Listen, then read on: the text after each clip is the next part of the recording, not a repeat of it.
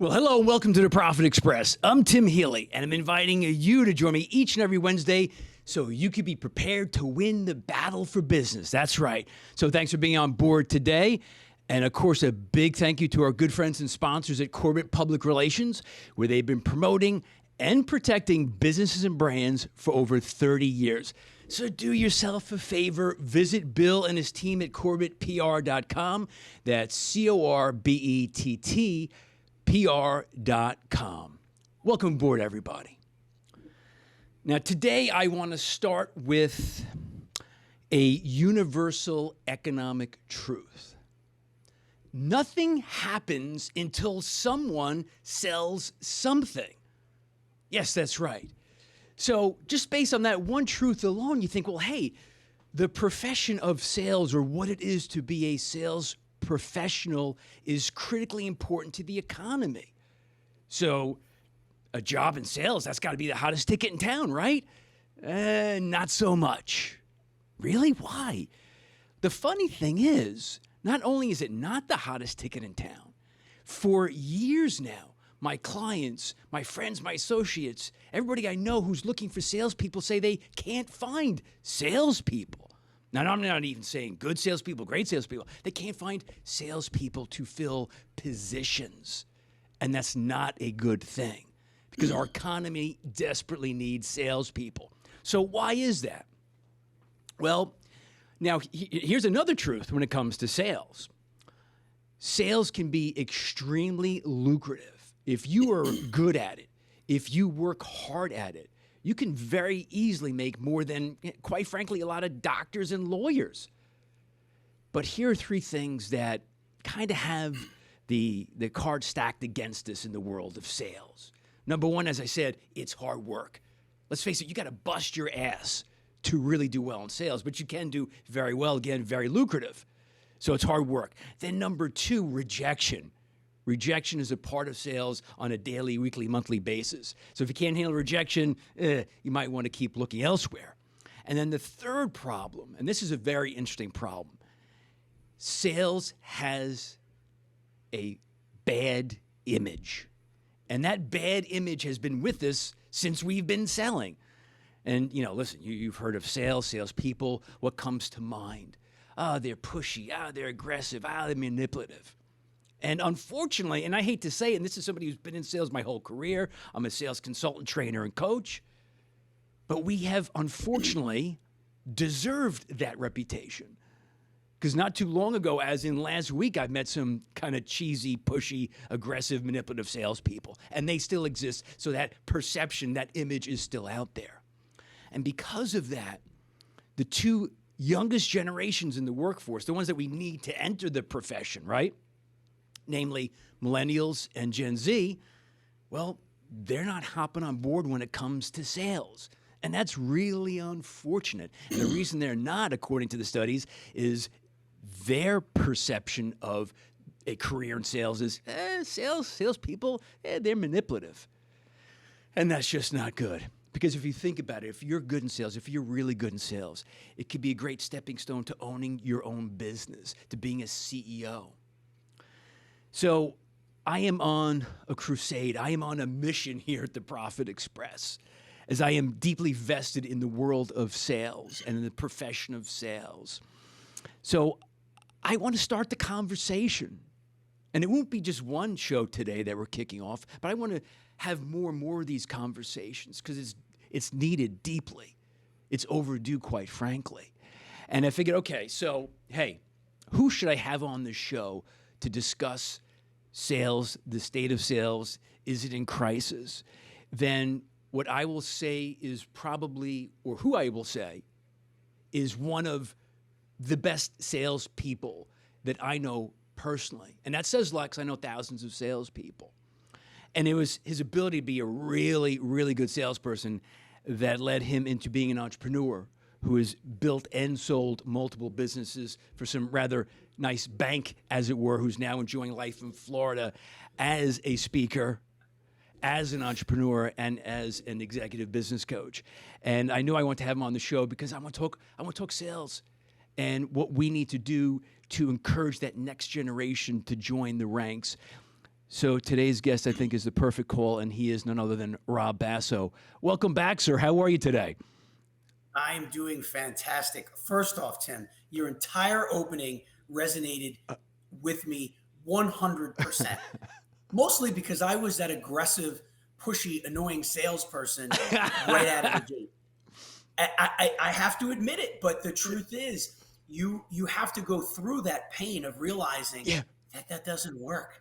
Mm-hmm. Doesn't work Mm-hmm. well, and Yep. people don't like you very much, and they don't buy a lot from you when you're that guy. Maybe if you're selling certain products, you can get away with it. I could never Right. get away with it selling the professional products. So, Tim, I think Right. you're spot on. There's something different in the water now. There absolutely is. And I think, when people like you and I have been in sales for a long time, we were trained, we were taught by, our mentors, pushy, aggressive, press real hard, third copy's yours kind of baloney, right? And we know Yep. obviously it doesn't work. But as you know, you've parlayed your ability to sell into being an entrepreneur, a successful entrepreneur, building, selling businesses. And sales can mean so much to so many people, and it can open up a lot of doors. But before we get into the detail and the weeds on today's show, Rob, is it true to say that if it weren't for your ability to be a really good salesperson, you might be a school teacher right now? Oh, there's no doubt in my mind. I mean, I was a history education major and I was going to be a teacher. I did my student teaching and it didn't work out for me and I went in a different direction. But I credit all the things that I learned in my teacher training to my success in sales because at the end of the day, being Right. a really good salesperson is the ability to communicate difficult things in a simple manner. And if you can do that well, you got a Right. shot in sales. So you're 100% right, Tim. I'd be there with the patches on my elbow, and I probably would have enjoyed it very much. Financially, it might not have been as lucrative, but I think it would Right. have been just as fun. Right. Right. That's funny. Wow. Where life takes us, right? So, all right, I've seen it firsthand with my clients. Let's just talk about that for a little bit. With the clients, with the people you're working with now, are they having similar challenges? Let's just talk about it. Finding salespeople. Yeah, they are. I mean, I'm working with a diverse set of professionals now, from real Mm. estate to medical billing to some an individual who owns a florist. And I have to tell you, it has been so difficult for every one of those. And these are all smaller, medium-sized businesses, but it's no different for the big guys. They Right. have been complaining that the resumes they've been getting, the ones that actually respond to the ads that they put out, have been Mm-hmm. subpar and grammatical errors. It's almost like people are applying for these positions because they say, I guess it's just a sales job. I'll just try to apply for it. Not realizing that sales is a profession, not something you do when you can't find something else. And I think that's what's happening. At least that's what my clients are telling me. See, so all right, so what you just shared though, and you're right.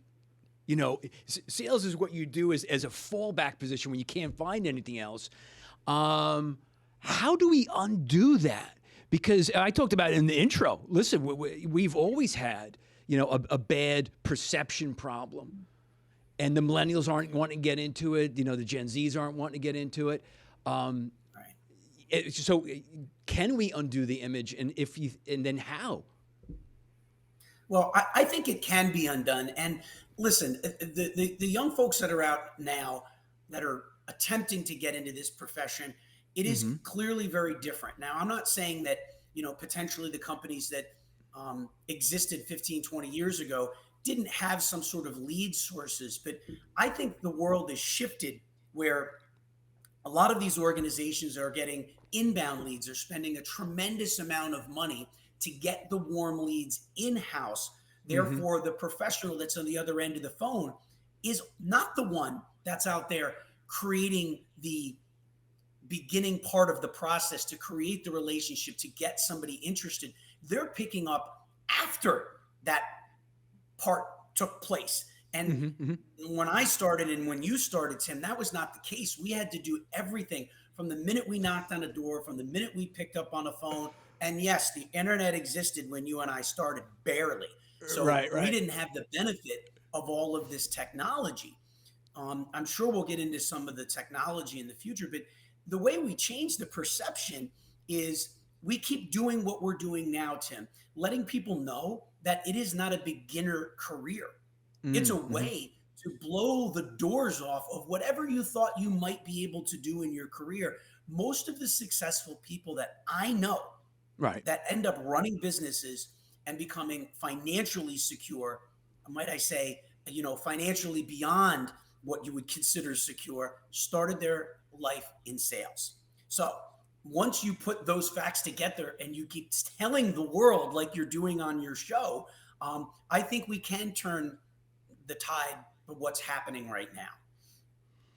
Well, God, I hope so, because if not, we're in trouble. I mean, you said something very important. When you and I started out, we earned our stripes making hundreds of cold calls a week, 100 a day. I mean, some insane numbers, knocking on doors. I know. I mean, I did door knocking. I know you even did probably much more than I did, networking events, all of that. I mean, really hard work. That's not very easy for a lot of people. Getting Nor fun rejection, a lot of the time, by the way. yeah, yeah, you're right. No, it's not. I mean, talk about rejection. I know you've had doors slammed in your face. I know you've had the phone hung up on. As have I. I can't imagine. Now, again, everybody picks on millennials and Gen Z, and it's times are changing. I think a lot of these younger people would have a hard time getting their ass kicked the way you and I did. What do you agree, Well, or I, am I I think am I you're right. being an alarmist? No, I think you're right, and I don't think it's per se their fault. I think Mm, they grew up in a time where everything was immediate. You have the world in your hand with your phone, and I know this argument's been made many times, but especially when it comes to sales, it's true. It's like, well, I talked to that person one time. Why didn't they buy something from me? Well, that's not really the way that it works. You right. need to solve a problem, create some sort of relationship or bond. And to be quite frank, if you use technology in the right way, just like we're doing right now, we're Hmm. a Hmm. thousand miles apart, but we might Hmm. as well be sitting next to each other. If the technology that we have today is used, you can create those relationships and bonds and help close sales. But I still think they're being misused and abused with young professionals right now. They're not being taught the right tools and the way to go about taking a sale from the beginning to the middle to the end. They're Hmm. just relying on the technology in too big of a way. I can't tell you how many times I've been walked through a sales process where I know they're reading a script and I can see them. I see them face to face, but the rapport building skills still aren't there. Like before we started this show, what did you do? You chatted with me for a few minutes. We caught Yeah. up. You made me feel comfortable. Now, I know that's probably on purpose, and we've known each other for a while, and you didn't need to do it, but you Right. do it almost by instinct. Right. Right. That is Right. something that you can learn. These young professionals can learn the same things that we take as instinct now. I don't know that they were instinct when you and I started, Tim. We learned them. Listen, you're bringing up a lot of really good points. We had to learn them. Um, the ability for the younger generation, I see it in nieces and nephews who are 20 somethings, late 20s, and Right. their ability to communicate, to slow down, to listen is painful, painful. That's what I worry about. So I know you've done talks in universities, one up here in Long Island not too long ago, to entrepreneurial groups, kids are probably thinking of opening their own businesses. Um, have you had conversations? Maybe have you mentored, millennials or Gen Zs who are maybe looking to whether it is sales or whether it is entrepreneurship, as to what they should do? Well, it's interesting, Tim. Um, one of the talks I did a few in the last couple of months. One was at Hofstra University, and one was at Stony Brook University. Hmm. And I'm pretty sure they were compelled to come hear me speak because it was part of their curriculum. But nevertheless, there was between 150 and 250 students at each of the talks. And many times when I do talks at professional organizations, I'll Right. have 40, 50, 60 people waiting to talk to me. And that's Right. not an ego thing. That's because somewhere I struck a chord with these folks and they wanted to hear more. Well, what I found at these universities, that cream still rose to the top, but maybe there was 10 or 15 kids who came up and talked. And Right. those are the rising stars. Those are the ones we want to take and we want to help mold into the future entrepreneur, the future top sales or sales leader, whether it's for themselves or whether it's within an organization. I met a young woman who wanted to start her own business, and we had communicated probably 3 or 4 times. And I have to tell you, even in the 3 or 4 times that we had conversations, she was better prepared each time we had a conversation because I asked her, when you call me with a purpose, call me with an understanding of where you'd like that conversation to go and what Mm, help you'd like. Come prepared with questions. And right. she did. So it's not that they can't learn or they won't take direction. It's the noise. It's the noise from everywhere else, Yeah. saying, Yeah. go to this shiny object. Maybe this isn't the career for you. Be an engineer, be a doctor, be something. When, salespeople and sales professional, and then it's been on a steady decline for years, get a bad rap. But I think there's hope for this younger generation if we continue to communicate about this, Tim, just like we're doing now. So, you and I had skills that I think millennials, Gen Zs might not, as far as, you and I could walk into any room and strike up a conversation. You and I could Mhm. pick up a phone, we can knock on a door. That's, some of our skill sets and strengths. What then, from what you've seen, and even in employees you've had and have now, et cetera, what what does that generation have skill set wise that is an advantage Well, that you and I didn't have? Well, certainly their technology skills. I think I'm a good user, but I'm just good. I'm not Mm, great. And I think these young professionals coming up, and I use that age gap widely. It could be, 21 years old to 30 something years old. sure. Yeah. Their ability to gather data and use the technology. And I'll just use, LinkedIn as one simple example. Hmm. Many professional salespeople spend their whole day or half their day in LinkedIn, troving through piles and piles of information. And with that ability to be able to aggregate this data and then pull it apart to find your exact target market, that's actually easier now than it ever was before. But the Yeah. problem is you've got just as many people doing the same thing. So in some respects, it makes the job easier now that you're Right. able to cull all this information and have it at your fingertips. But the competition is just that much tougher because anybody worth anything is doing the same exact thing they are. But the simple thing is they've got a better edge, I think, than people of our generation with their ability to use the technology. The challenge is getting them interested enough in the career. Listen, I can use my son as an example. He recently graduated college and he tried a few things in sales, and it really wasn't for him. I'm not Hmm. saying long term it wasn't for him. And his dad is a professional salesperson and Right. lived with it, breathed it, felt it every day. Yep. And he decided to move on and recently got a job in the sports field, which probably suits him much better. But there's one thing I did notice with this generation: they are generally unwilling to do things that are displeasing to them. And Ah, while that sounds well and good, sometimes you have to do the displeasing, uncomfortable things that you absolutely don't want to do. Somewhere, somebody has told a whole swath of people that it's okay, follow your dreams, follow your ambitions, and just do that. Well, I agree with most of that, Tim. But the yeah. simple fact of the matter is, fulfilling those takes all the hard steps along the way. You can't just skip and get the dream. That's Right. not the way that it works. It doesn't Right. work Right. that way for you, and it didn't work that way for me, and it won't work that way for them.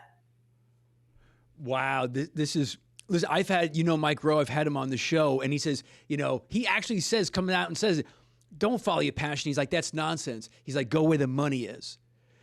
Now, that could be hard for a lot of that generation to swallow because of exactly what you just said, Rob. They've been told the complete opposite. And I know you've heard it. We've probably spoken about it in the past at one point. The tremendous value in the phrase, be comfortable being uncomfortable. Yep. Because then you're willing to do things that others aren't. And I just think because of the instantaneous nature of society and how you don't have to leave home for food or for anything, and I just think they've become too comfortable. And I'm starting maybe say, hey, people say, oh, who's this old man talking, right? Who's this old crank talking about that? But Jesus Christ, I think there's merit to that. Tim, I had college-age kids during COVID. One was a senior in high school and college, and then they both spent some time in college during COVID. Mm-hmm. It was very difficult because things changed drastically. The world shut down. They were at home. They weren't socializing.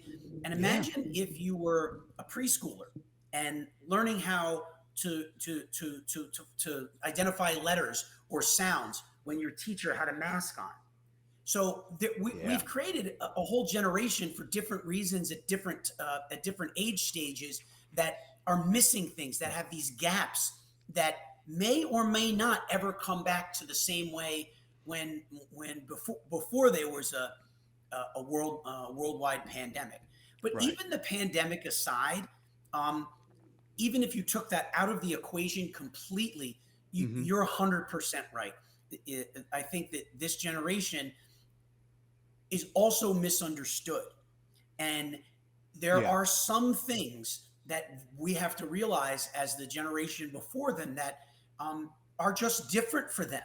And I think sometimes folks like me and you, Tim, do sound like those old codgers. Oh, I remember the days, okay, every generation has that. Right, but where this is slightly different is the speed at which technology and things are changing are beyond anybody's comprehension, or what anybody thought it would be. And I think potentially the human mind is not catching up as fast as the world around us. And young people need to slow down. I know that sounds insane, right? Slow down. And really take in your surroundings and get to know the world that you live in and get to know the people that you're going to be offering products and services to. It is not such a digital world where the face-to-face communication in person will ever completely disappear. You can hide behind it for a while, but wait till you get to your first conference and see how well you do if you never flex those muscles. So I don't blame the young professionals now, but it's their responsibility to be productive members of society. And like your friend Mike Rowe, I'm in mostly agreement with him, where if your passion is creating tiddlywinks and nobody uses them anymore, well, good luck making a living and paying the rent with that. There's very famous folks that are out on the internet now that have made a living talking about your passion. What I would rather say is you can be passionate about practically anything you're doing, at least bits and pieces. Right. I owned a human resources and payroll service company, one of the main businesses. It was a payroll company. We literally wrote paychecks for individuals. Now, the way I made that great for me and meaningful was I believed that I was the conduit in which wealth flowed from an employer to an employee to help the American economy. Now, that sounds absurd to most people, but it's tough to get up in the morning and say, I write some checks. Yeah, I make good money, but I just write checks with a computer system. That doesn't sound incredibly sexy or motivating. So I found my own way to love what I did and be passionate about it. I didn't wake up and say, I want to run a payroll company. It just didn't happen that way. You see, and you're absolutely right. Because, we talked about perception is reality earlier. And you created a whole perception around, again, payroll services, no offense, Rob, and I know it's not a sexy business, but it's how you approach it each and every day. And you brought an excitement to it. And when you're out there prospecting and your clients felt it, and obviously, and that's how you connected, or one of the ways you connected. But one thing I'm thinking that I think, the millennials, the Gen Zs, they have the digital ability that, I still even struggle with today. I'm okay at it, right? And I think if you talk about, like what influencers do, influencers were not a thing when you and I started. And all of the opportunity that's out there for millennials and Gen Zs, because of, if nothing else, because of social media, I think to me would just be such an exciting time for those two generations, and how you could tie Tim, sales. what these young professionals have at their fingertips, if it's used properly, is just unworldly. And listen, I've got an Instagram, I've got my LinkedIn stuff. I'm posting on a daily basis, just like you are. Yeah. The difference is, I have no aspirations of being a social media star. Right. But I think what the challenge is getting these folks, the young professionals, to realize the majority of them will not be. Sorry if that sounds soul crushing or dream crushing. Yeah. But reality is, there's a very small percentage. Let's compare it to the percentage of billionaires in the world. It's a very teeny 0.0000. Right. That's the same thing with social media influencers. Oh, they make $1 million a month.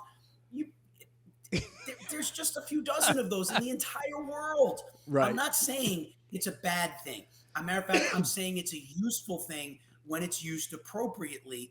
But I wouldn't carry too much weight in spending hours and hours a day, building your social media skills. And listen, I'm not suggesting that the ones that are espousing this are even entirely wrong.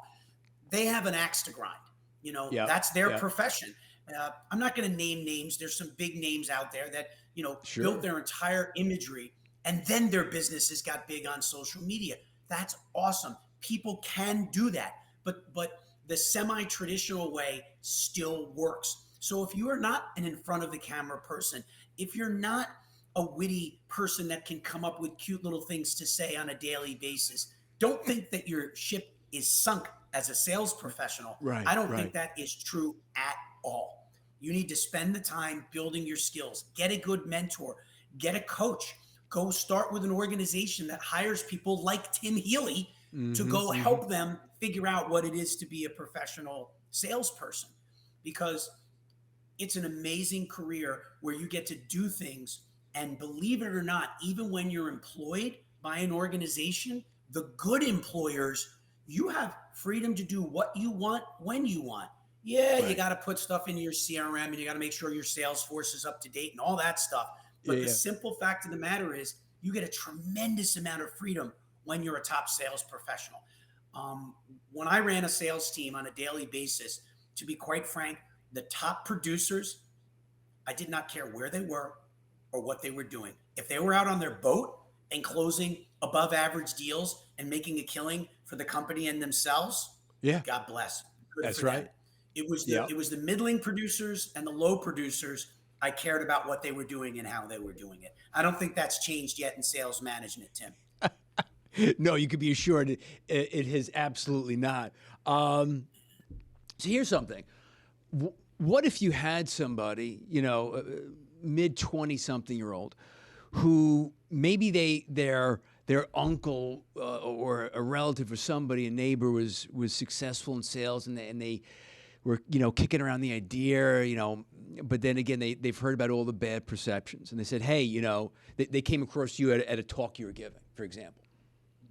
What advice would you, Rob Basso, have for a 20-something-year-old who is thinking of getting into sales for the very first time?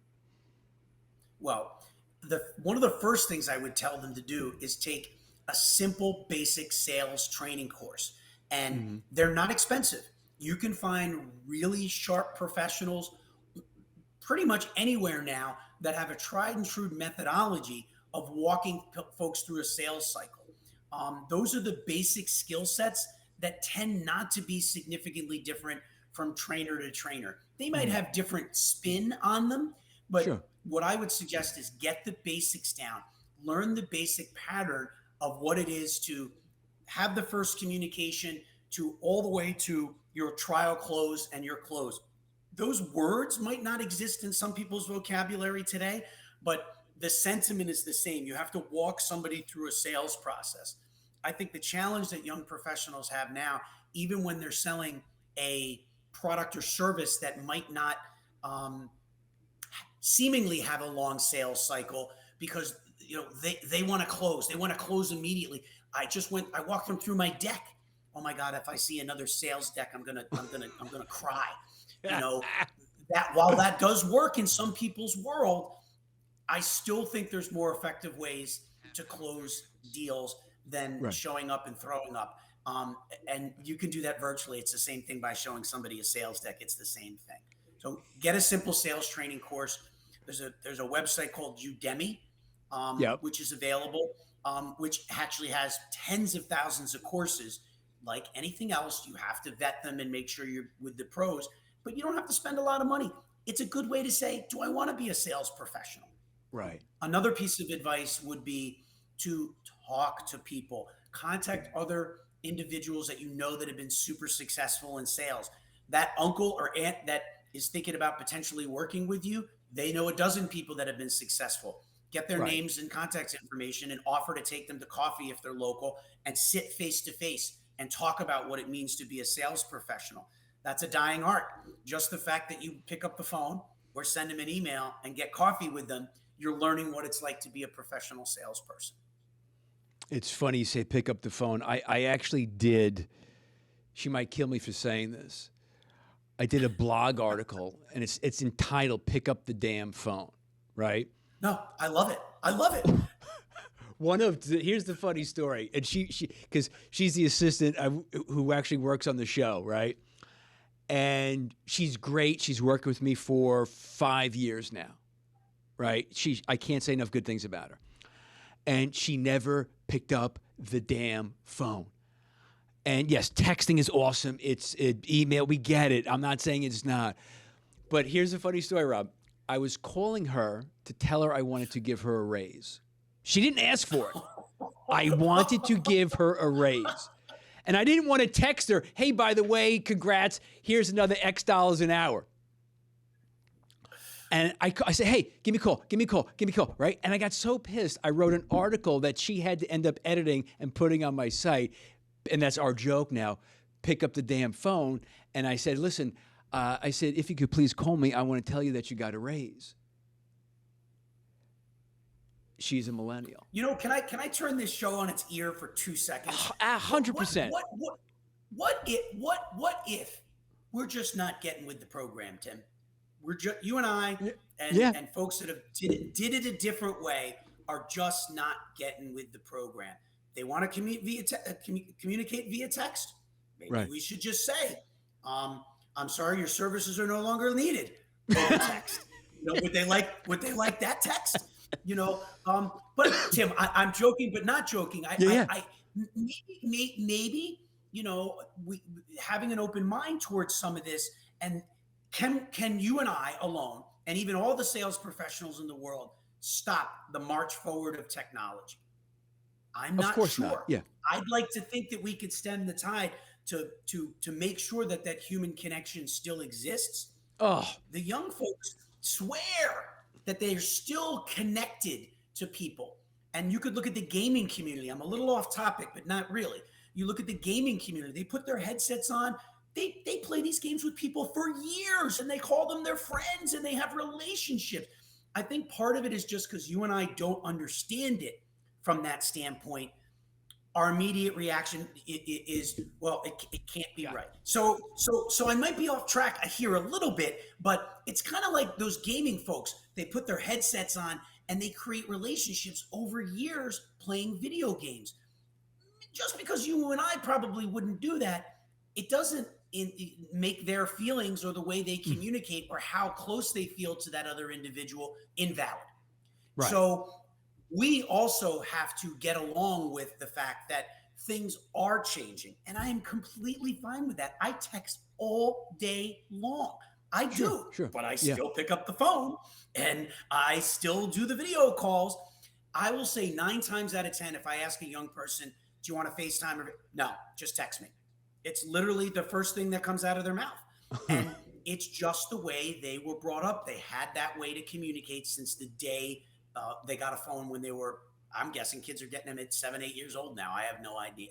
Right, But right. we don't want to be that generation that just whines and complain about the ones that are coming up behind us. We need to empower them and lift them up and use the best skills that we had that brought Hmm. us where we were, and realize that their skills coupled with ours are going to get them where they want to go.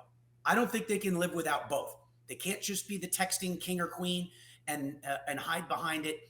They got to have this kind of ability to be a professional salesperson. Listen, Rob, you bring up a great point, because it's like when I mention topics like this, when I wrote that blog, pick up the damn phone, I don't want to be that generation's like, oh, these kids, blah blah blah, and just mouthing off like an old timer. So your thought process is key. It's like, okay, can we meet them halfway? We're not going to undo their, attachment to text, but it can't just be all text. And they're not going to go to what we were doing. So is there a way? And I think there has to be a way. I could just bridging the gap. Let's throw something else in there, Tim. We can't accept mediocrity. We have mediocrity. What's the word? Mediocrity. Mike, I have to edit that. Yeah. So sorry, Mike.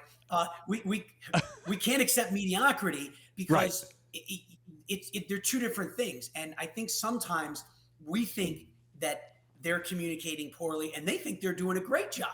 There's just that disconnect, and it's bridging that gap. And I think shows like yours and other professionals that are talking about the dissonance between people that are of a certain age and the younger generation. We're doing a better job at least talking about it, I think, than the generation before us, Tim. I don't think they gave a crap at all. They're like, do it my way or you're fired. Like that was it. You were just fired. I think the conversation is much different because we realize they are the future and we cannot do it and run organizations without the young professionals. So we have to get on board with the way they think, whether we like it or not. Listen, you're absolutely right. And I know you're as passionate for sales as I am. And I'm just seeing what's out there. And, there still is that negative perception, and it's gotten better, because sales isn't what it used to be. It is about communication. It is about helping. It is about offering solutions, which I think helps the image. But we're still undoing a lot of, bad press over the many decades, But for me, again, it's just letting a lot of the young generations know just how incredibly amazing sales can be. There's the dollars, okay? So there's the money making potential. But to your point, and it's a great point, there's autonomy. Because when you've managed sales teams, when you've got somebody who's, meeting and exceeding quota, doing big deals, you know what? You know what managers and owners do? They leave you alone. That's autonomy. It's the closest you can get to being self-employed without being self-employed. Without the risk. Without the risk. Well, you could always get fired. There's the risk there, but in general, you're going to get a paycheck. And, I believe that just like we're short on engineers right now, this country's been for the last decade or 15 years, we can't find enough, STEM workers and specifically engineers. We're getting to the point where it's like that with sales professionals. And it's no different than people not going into the trades, finding plumbers, finding electricians, not to mention these professionals like plumbers and electricians. It's hard work. It's good work. It's honest work. they make a lot of money now. They make a lot of money doing the work that they do, and mostly because nobody else wants to do it. And I'm sure Yep. Mike Rowe talked all about that when you Yep. interviewed him. So, once we get, folks understanding that this isn't a dirty job, it is a good, high end, respectful, place to be in the Right. food chain and business. You said it at the top of the show. Nothing happens if nothing gets sold. And I'd say there's got to be a willing buyer and a willing seller, or there is no business. It Right. just doesn't Right. exist. And Right. it's the same thing with social media or influencers. There's no viewers. There's no interaction. There's no nonverbal contract that was made. These people with millions and millions of followers, they have to make sales every single minute. They're posting hundreds of things on a weekly basis. Like, wow, that's really tiring.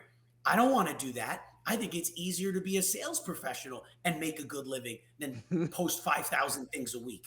Listen, that's just me. You can get somebody on here next week that's going to say Basso has no idea what he's talking about on that topic. That's fine. That's okay. It's more my opinion than fact. So That's all right. That's all right. Hey, it's the Profit Express. But listen, this is the conversation I wanted to have.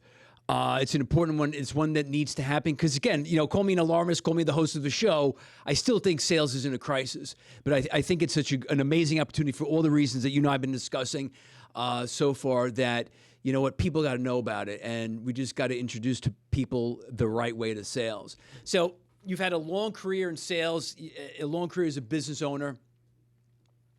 One of my favorite questions to ask: if you had a do-over, what would it be? if I had a do-over, the funny thing is, I probably asked that question to other people, and I don't think it's ever been posed to me. And those of you that are listening closely know that this is me talking, trying to figure out an answer. So I would say my gut answer, which is usually the one that is the truth, is that I wouldn't change a thing. I really wouldn't change a thing. I had such an amazing career. It was hard. It was harder than anything that I could have imagined. When we had the Superstorm Sandy, half the power went out my building. I'm personally running around plugging things in. It's like, you think about the things that you do to keep your business afloat, to make sure that you deliver to your clients. And mostly in hindsight are these things like, oh my gosh, I actually did that. And people bought something from me. I remember the first sale that I made, and I'm like, I have no idea why they would buy anything from me. They just met me. And now they let me into their bank account to do their payroll. What are these people thinking? But that's a rush. That's like this hit of dopamine. And I did it thousands of times. And I'm still doing it now, but in a very different way. So, Tim, I wouldn't change a thing. I really wouldn't. I enjoyed the hard knocks after they were over, and sometimes while I was in the middle of them. So I'm happy with the way things turned out, and I'm happy with the way that I did it. So, Sure. All right. So here, I didn't think I was going to ask this one, but I have a memory before I let you go. Because this is one of the things, and I've known you for quite some time now, that I forget where I heard this story. And you and I have talked about it in the past, but I love it. So we're going to repeat it. And because there's two things I love about entrepreneurs: creativity and hustle. And the best, most successful entrepreneurs have creativity and hustle. You need both, in my opinion. And I don't know if you were in high school, I think you were in college, you had a deli job. And one of the things, hold on now, one of the things that you did, you needed a job. So, you're cutting bologna and ham, you're making sandwiches for some local deli. But because you were a hustler, because you were creative, this is the stuff I want this next generation to get from people like you and me, because I don't see these things. Tell me if I got it right. You took copies of your resume and the paper that you wrap those deli sandwiches in, and you stuck resumes in deli sandwiches to find a job. True? True. And I got 4 job offers, and I started my career because of that situation in the deli. Yeah, you got a good memory, Tim. I think the last time you and I had told that story was probably a decade ago.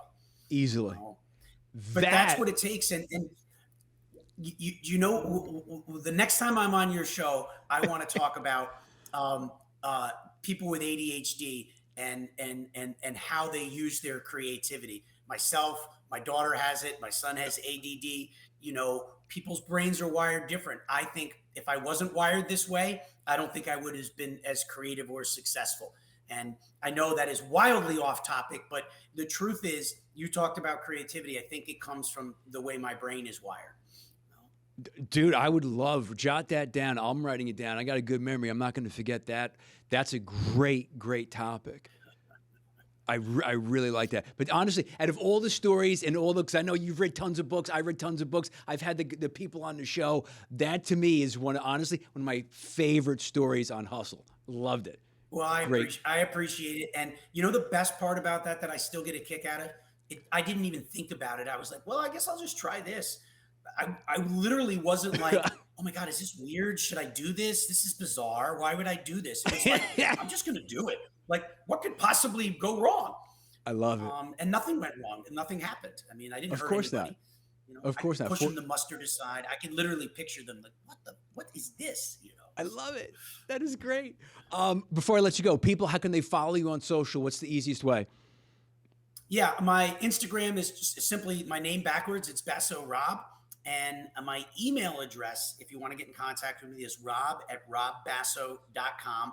And when you look me up on LinkedIn, it's just Rob Basso. You might find dozens of Robert Bassos out there. It's Rob Basso. And my website is robbasso.com. It's ROBBASSO. Perfect. Couldn't be easier. Rob, thanks for coming on board again. Great conversation, man. Appreciate it. Thanks, Tim. I appreciate you having me on as usual. I look forward to being on the Profit Express every single time. This must be my 5th time and in the last 15 years. So I love it. I think it is. I think it is. Thank you, sir. Have a good one. And this is the Profit Express. And remember to tune in each and every Wednesday as awesome shows like the one I just had with Rob Basso drop and download. Follow me in the show on Instagram at the Profit Express, Twitter, YouTube, all that. You know the deal. Hit the bells, the likes, the notifications. But it really comes down to this. And it was one of the key takeaways for me in today's show with Rob for our younger generation. And this is something that will set you apart from so many people. Be comfortable being uncomfortable and be willing to do things that your peers are not willing to do, and success is on your horizon. Until next time, this is the Profit Express.